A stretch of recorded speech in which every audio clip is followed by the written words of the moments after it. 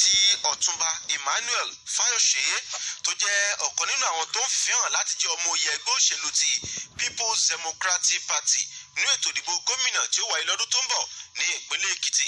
Òun ló ti sọ fún ẹ̀gbọ́n rẹ̀ tó jẹ́ gómìnà tẹ́lẹ̀ ní ìpínlẹ̀ Èkìtì Ayọ̀délé Fáyọ̀ṣe wípé gbogbo ìmọ̀ rẹ̀ lórí ọ̀nà àti má jẹ́ kí ẹgbẹ́ òṣèlú PDP ó ṣe àṣeyọrí òní ò já sófo òní pàápàá jùlọ bó ti jẹ́ wípé níṣe ló ń fẹnu sọ tó sì ń sọ wípé ẹgbẹ́ òṣèlú APC ni ó jáwé olúborí lọ́dún 2026.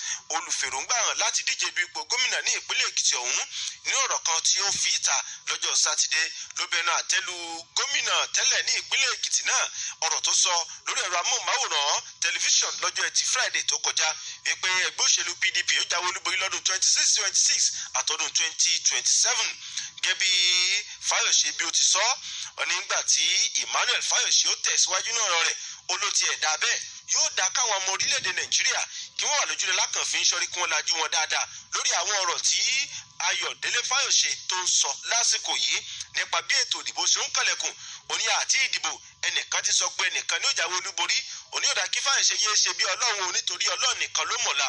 Olórí àwọn ọmọ orílẹ̀-èdè Nàìjíríà pé kán dẹjú wọn dáadáa lórí àwọn ọ̀rọ̀ tí Fáyọ̀ṣe ń sọ ṣáájú ètò ìdìbò tí ò tí ì wáyé gangan.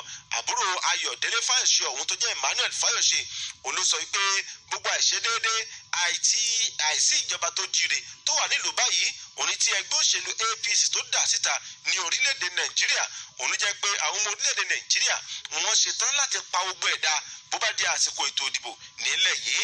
Bẹ́ẹ̀ bá mú ìwé ìròyìn The Sun ẹ̀rí ń bẹ̀ láàárọ̀ tòní ìbẹ́ òní ìròyìn ni. ṣòro ìbẹ́ òní ìròyìn ṣòro àjọ eléyìí